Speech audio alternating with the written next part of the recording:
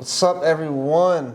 We are back with another episode of our Further Reveal podcast. I'm your host, Brendan, and I'm with Minister Josh, like usual. And this is we're still going on. We started out with an L, but then we was able to, do our last podcast, and now back with another one. And this time we're gonna talk about me a little bit. I guess just kind of dive into my life just a little bit, and I'll just kind of be talking about I guess just the struggles that's out there with being like a new Christian, basically. I'll just say, for one, I guess I'll just talk about my life. I'm a tennis coach. So I'm coaching. I think you said that the last one. All right, now y'all really know that he's a tennis coach. I think this topic is important. Talking about being young and saved. So I'm reading this book called The Faith, and it is one of the things that it's talking about. It's hitting on like the kind of world we live in now, where nobody really accepts the truth, right? Everybody lives by their own kind of mandate, and nobody lives objectively. Right, this is right and this is wrong.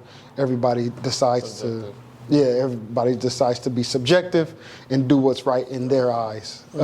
And this is really telling in, I guess, your generation, where everything is so convoluted. Nothing is really frowned upon. No traditional outlook on life, no traditional religion is really held in high esteem. So as we get into this, I thought that the book that I'm reading actually touches on it really well.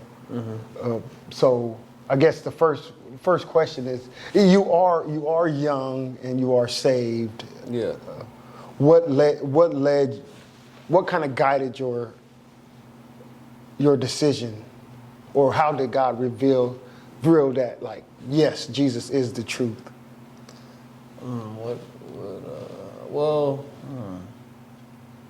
I guess just from experiences and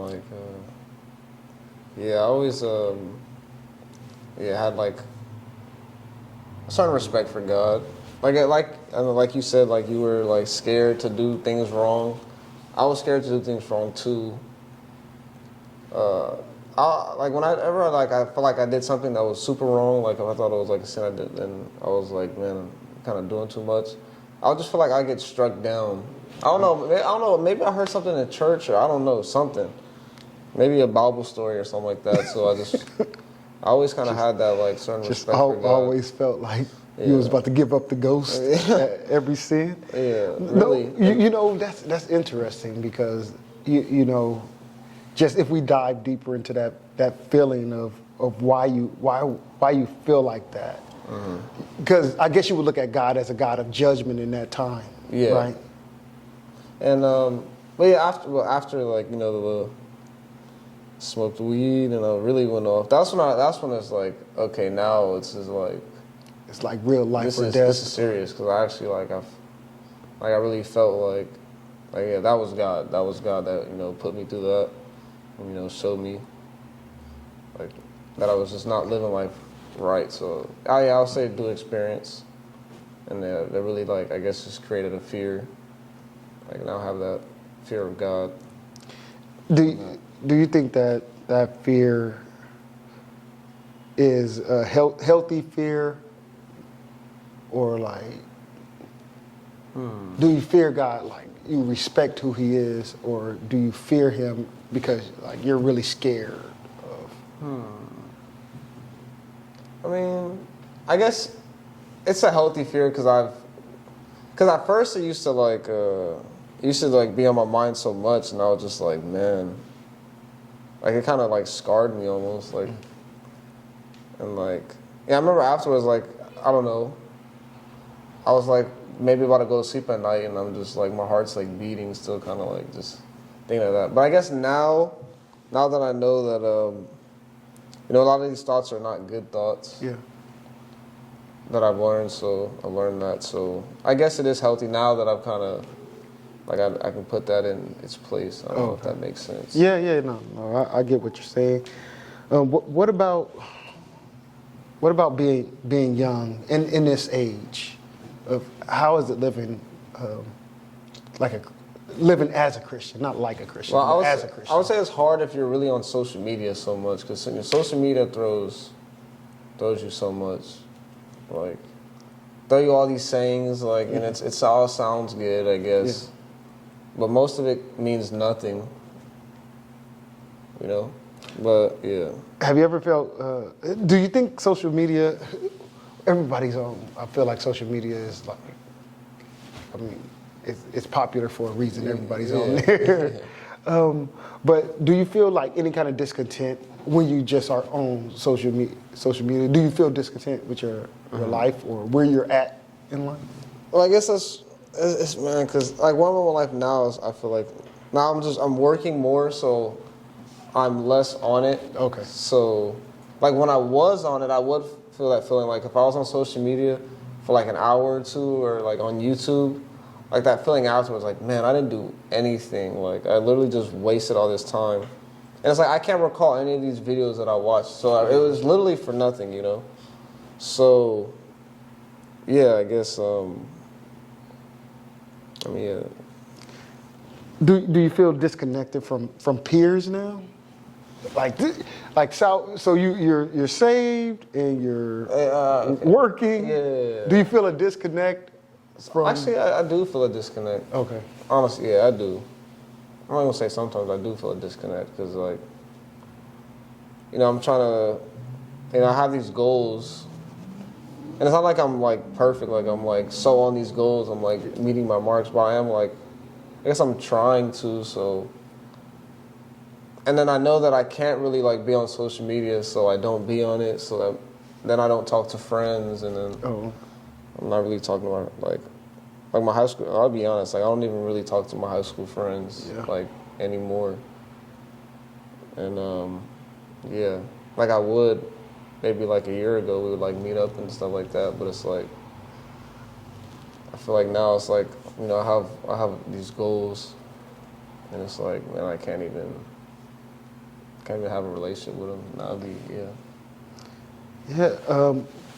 So, how have you turned to God for, I guess, contentment in those situations, or what's your thought process there? I turn to God. Like, do you feel discontented? That's the case? Or the case that that I can't be like close with them, like close to them, or that do you feel like you have anybody close? Do you feel like I got saved and now I don't really have a lot of people in my life that like I used to? I do feel that way. I actually never thought of it like that. I do feel that way. I guess I do. Yeah, because like right after high school, like I would be with my friends like every day. Yeah. And like we'd go like play basketball. We were like just going to chill. We'd just talk for hours. We were just talking, about all types of stuff. And like, do you think church drove a wedge, or is it just like life?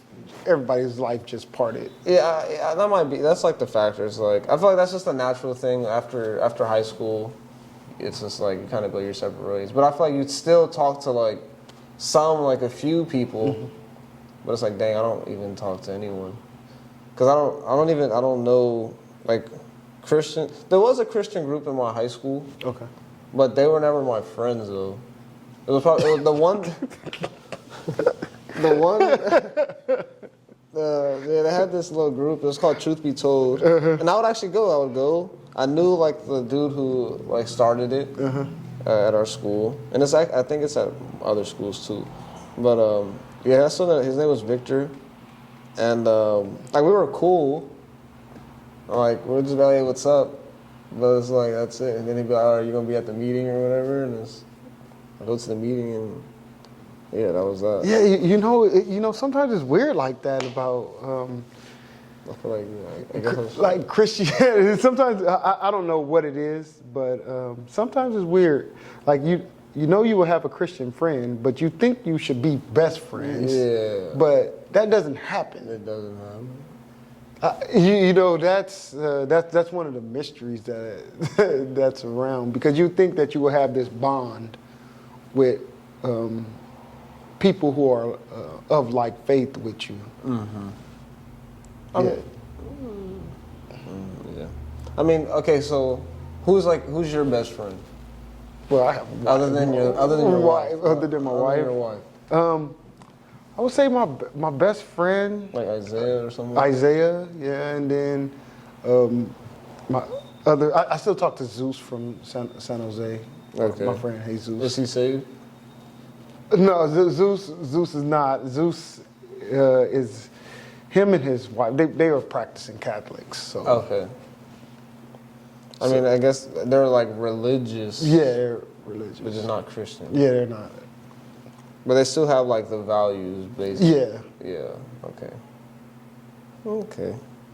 So those are my like best friends. But what's interesting, and you're trying to put like I'm interviewing you, not you interviewing me.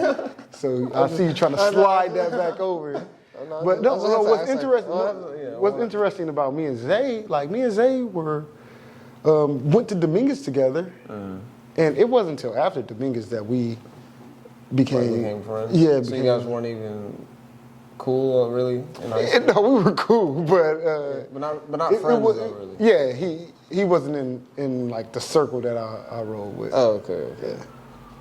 So, I feel that. but I guess it helped when he marries your cousin too. But I think our bond, actually our bond, like grew not from him. Like him marrying Sharon was part of it, but it's like going through chapters in life together that kind of grew that. Okay. So as we went, like similar situations. yeah, as we got married in the same year. Okay. So Makes sense then. yeah. So that's how that. Oh man, I almost fell right there. That's how that relationship grew. So, but you're like the young man in the church, like you and like Nico, who's behind the camera. Doing it. Like you guys are like when we have men's meetings or gatherings, it's like you and Nico and gray hair dudes, right? I mean, you're low-key, I'm like in the middle. I'm like in the middle. Yeah, But- it really is like that. But what is it like I mean, what, just being like a young man in the church? in the church? Yeah. I mean, I guess it's cool, you know, that I guess I'm the young man now in the church. And maybe it's not cool that, because I guess it is harder to connect with like other men in the church because they're like we're not the same age, so it's like we couldn't talk about anything hip at all because it just wouldn't know. Yeah, it's just, and it's like they're going through their life and they got like certain things going on in their life, and like, you know, they got granddaughters, you know, grandchildren. I gotta pick up this and I gotta do that. And it's like I'm not doing that, you know. I just started, you know, getting used to a work schedule. So that's kind of hard, and I guess that's probably not so cool. I guess, just to be honest, but I feel like. But then it's cool because I guess I get to do like playing the drums and stuff like that. Yeah. Like that's cool, and be able to do this is great. Yeah. I think definitely like you and Nico have helped like form part of the vision of the church as far as like, you know, like this isn't like a traditional ministry that we had in our church, you know what I mean?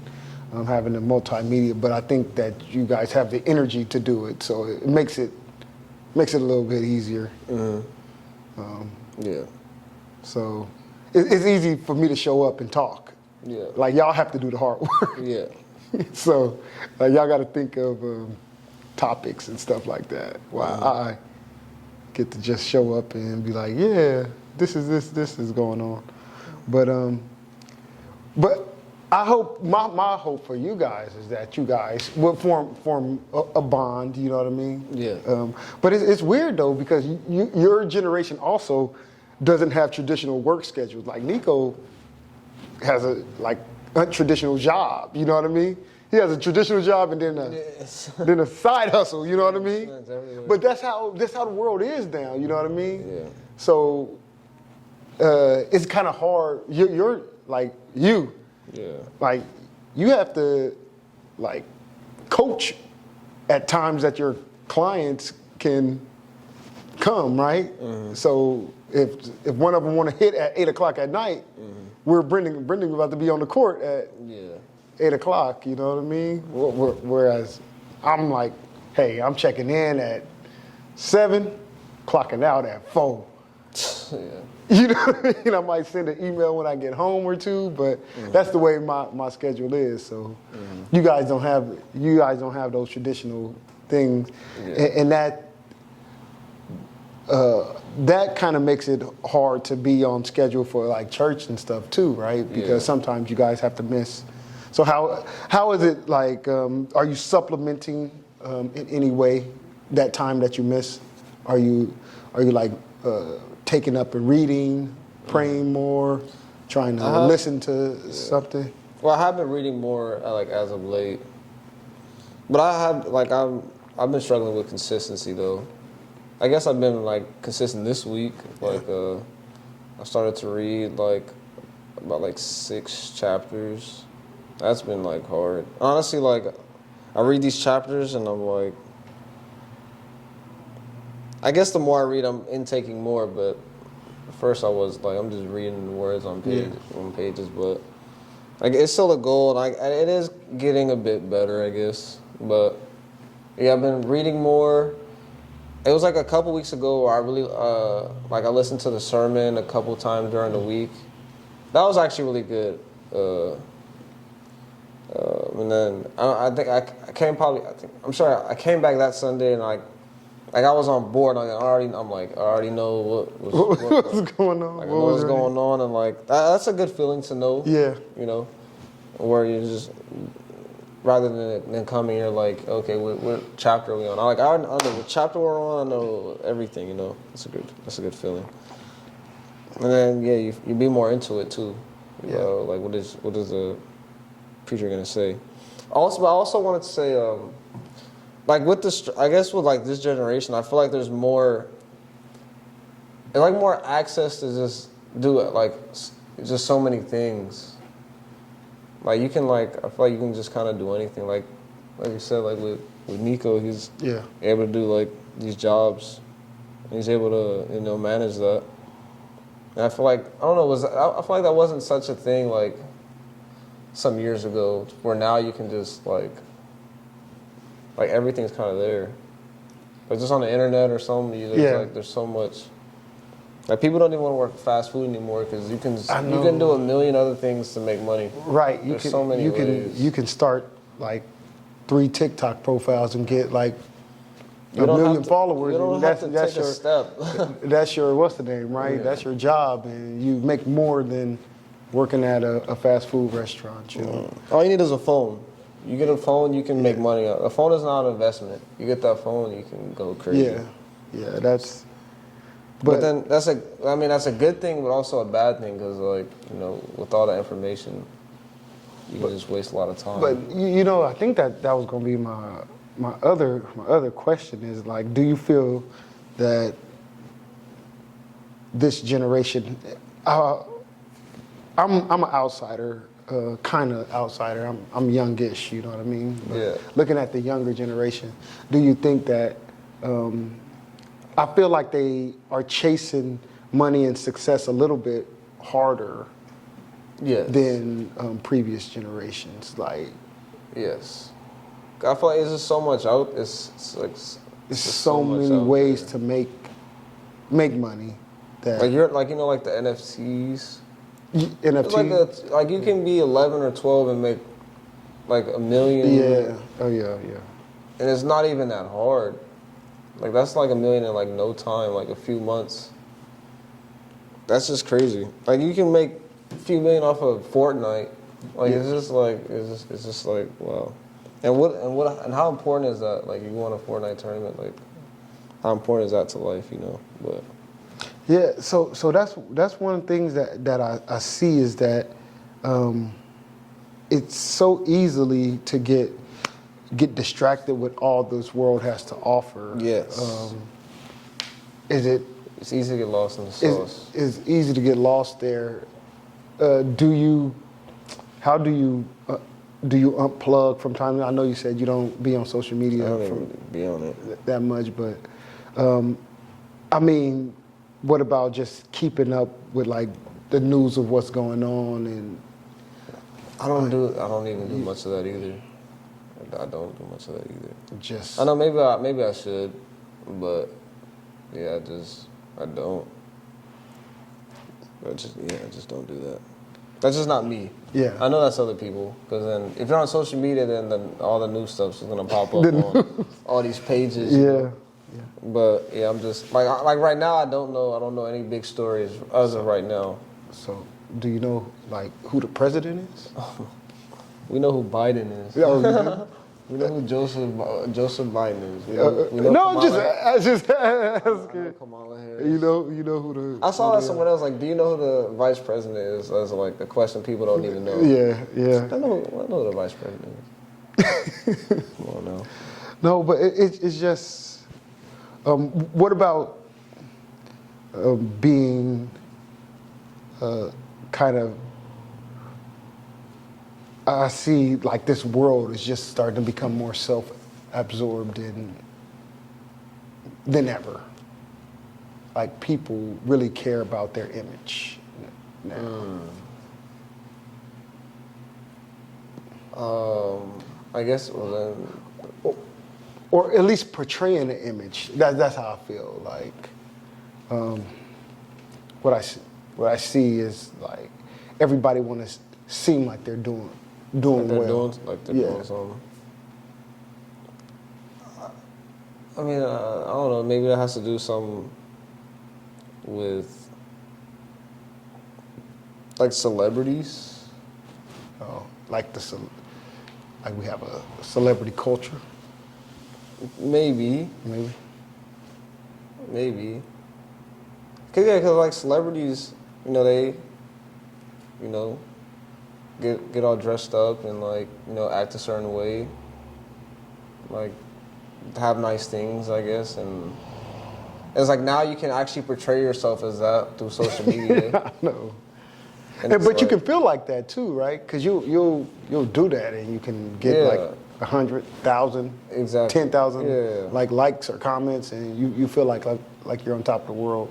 But it's not, and then it's not real. Though. Yeah. That's not, yeah.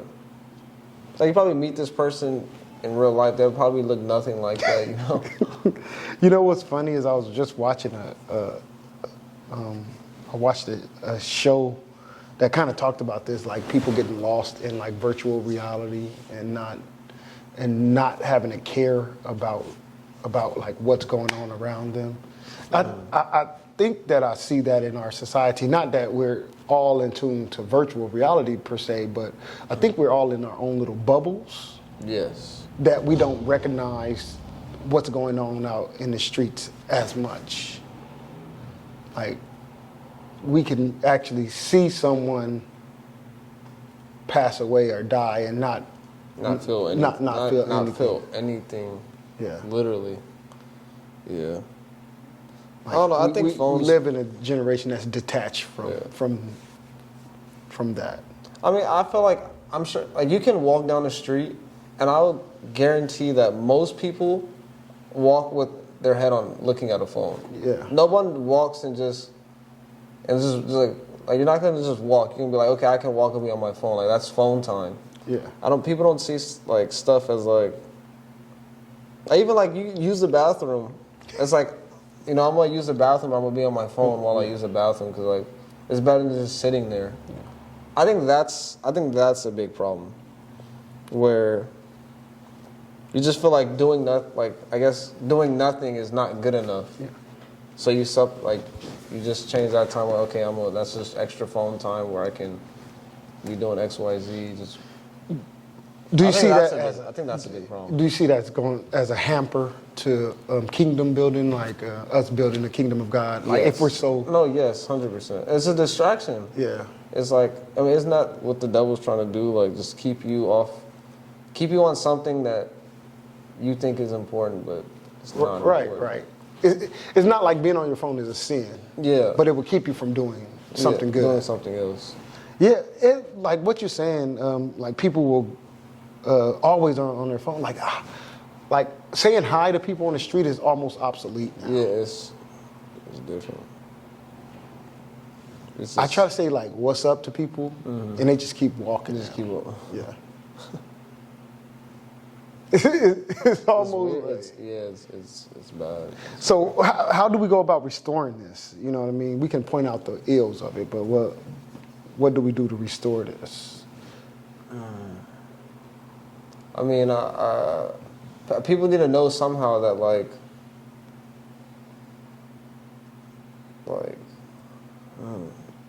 I mean, I don't know. Would you just say phones?